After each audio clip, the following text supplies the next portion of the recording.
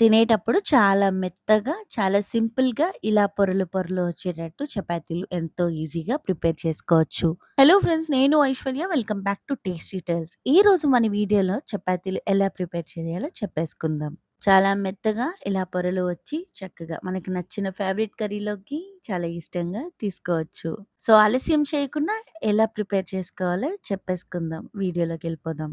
చపాతీ పిండి కలుపుకునేటప్పుడు కొంచెం వెడల్పు గిన్నె తీసుకుంటే కలుపుకునేటప్పుడు చాలా సింపుల్‌గా, ఈజీగా ఉంటుంది. 4 చపాతీలు వచ్చేటట్టు నేను పిండి తీసుకున్నాను. నీట్‌గా జల్లించుకొని దాంట్లోని కావాల్సినంత ఉప్పయితే యాడ్ చేసుకొని అలా కలుపుకోవాలి. ప్రాసెస్ కలిపే విధానం చాలా ఇంపార్టెంట్ చపాతీలకి. పిండికి సరిపడా కావాల్సినన్ని నీళ్లు అలా పిండి మీద ఏసుకొని అలా వేళ్ళతో కలుపుతా ఉండాలి. మనకి నచ్చినన్ని వాటర్ ఏసేస్తే కొంచెం మెత్తబడిపోయి చపాతీలనేది పర్ఫెక్ట్‌గా రాదు. కొద్దిగా వాటరేసుకొని 50% ముందే కలిపేసుకుందాం. ఇంకొంచెం వాటరేసుకొని ఆల్మోస్ట్ చపాతీ పిండంతా కలిసేటట్టు చూసుకోవాలి.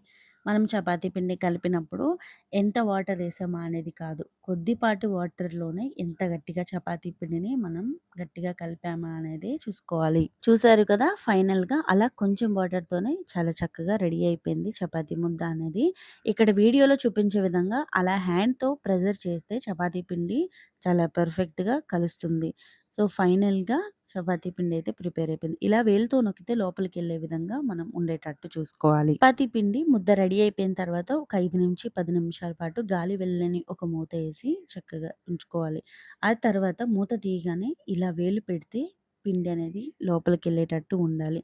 అలా మూత తీసిన తర్వాత ఒక 1 మినిట్ అలా మర్దన చేసుకొని, మనకి ఎన్ని చపాతీలైతే కావాలో అలా ఇలా పాముకుంటూ ఉండలైతే తీసుకోవాలి. మనకి నచ్చిన విధంగా వాటరేసి కలిపేయడం వల్ల ముద్దగా అయిపోయి పర్ఫెక్ట్‌గా చపాతీలు అస్సలు రావు. చపాతీలు పర్ఫెక్ట్‌గా రావాలంటే ఇప్పుడు వీడియోలో చూసే విధంగా మనం చపాతీ పిండిని కలుపుకోవాలి. నేను ఆల్రెడీ ముందే చెప్పాను చపాతీలు 4 వచ్చే విధంగా నేను చపాతీ పిండినైతే తీసుకున్నానని. చిన్నగా చేసుకొని 5 అయినా తీసుకోవచ్చు. లేదా కరెక్ట్‌గా మనకి రావాలంటే ఇలా 4 యూజ్ చేసుకోవచ్చు. చపాతీ పిండిని మనం పాముకునేటప్పుడు కొద్దిగా ఆయిలేసి స్పూన్ పెట్టి గిన్నెతో పాటు పక్కన పెట్టుకోవాలి. అలానే మనం పిండి కూడా పక్కన పెట్టుకోవాలి. కొద్దిగా మనం పిండి యేసుకొని ఇలా సగం చపాతీ అయితే ప్రిపేర్ చేసుకోవాలి. అలా సగం చపాతీ ప్రిపేర్ అయిన తర్వాత కొద్దిగా పిండి వేసుకొని దాని మీద మనం ఒక హాఫ్ టీ స్పూన్ ఆయిల్ అయితే వేసుకొని మొత్తం చపాతీ చుట్టుపక్కల అంతా స్ప్రెడ్ చేసుకోవాలి. అంచులు కూడా మొత్తం నీట్‌గా అంతా వీడియోలో చూపించే విధంగా అలా వేళ్ళతో స్ప్రెడ్ చేసుకొని ఇలా ఫోల్డ్ చేసుకోవాలి మాట. చపాతీ పొరలు రావాలంటే అలా ఆయిల్ రాసుకొని ఇలా ఫోల్డ్ చేస్తే చాలా పర్ఫెక్ట్‌గా 3 లేయర్స్ చక్కగా పొరలు వస్తాయి. చూసారు కదా! వీడియోలో చూపించే విధంగా ఫోల్డ్ చేసి ఇలా వచ్చేటట్టు చూసుకోవాలి. చపాతీలు మనం పాముకునేటప్పుడు పర్ఫెక్ట్ షేప్ రావాలి అంటే లేదా చపాతీ పాముకున్నప్పుడు పీటకి పిండి ముద్ద అంటకూడదు అంటే మనకి చపాతీకి కావాల్సినంత మనం పిండినైతే పర్ఫెక్ట్‌గా తీసుకోవాలి. అదే కాకుండా మంచి షేప్‌తో ఇలా చపాతీలు పామేటప్పుడు రౌండ్‌గా తిరగాలి అంటే మనం చపాతీ కర్రని అలా పిండి మీద పెట్టి ప్రెస్ చేసేటప్పుడు ఒక పక్క లూజ్‌గా ఇంకో పక్క కొంచెం టైట్‌గా పట్టుకొని మనం చపాతీని అలా ప్రెస్ చేస్తే రౌండ్‌గా అనేది తిరుగుతుంది. మంచి షేప్ అనేది వస్తుంది. అలా చపాతీలు చాలా సింపుల్‌గా, ఈజీగా వీడియోలో చెప్పిన కొలతలతోని పర్ఫెక్ట్‌గా చేస్తే ఎంతో పర్ఫెక్ట్‌గా వస్తాయి చపాతీలనేవి. అదే కాకుండా కొన్ని సార్లు చపాతీ పిండి తడిపేటప్పుడు గట్టిగా అయిపోవడం, చపాతీలు గట్టిగా రావడం అలా జరిగేటప్పుడు చపాతీ పిండి కలుపుకునేటప్పుడు మనకి ఎక్కువ గట్టిగా అనిపించినప్పుడు కొంచెం గోరువెచ్చని నీళ్ళు వేసి చక్కగా కలుపుకుంటే చపాతీలనేవి మెత్తగా వస్తాయి.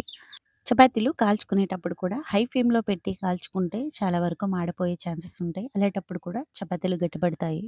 చపాతీలు కాల్చుకునేటప్పుడు స్టవ్ మీడియం ఫ్లేమ్‌లో పెట్టుకొని చక్కగా ఇలా కాల్చుకోవట్టు. చూసారు కదా! ఎంత పర్ఫెక్ట్‌గా పొంగుతున్నాయో చపాతీలనేవి.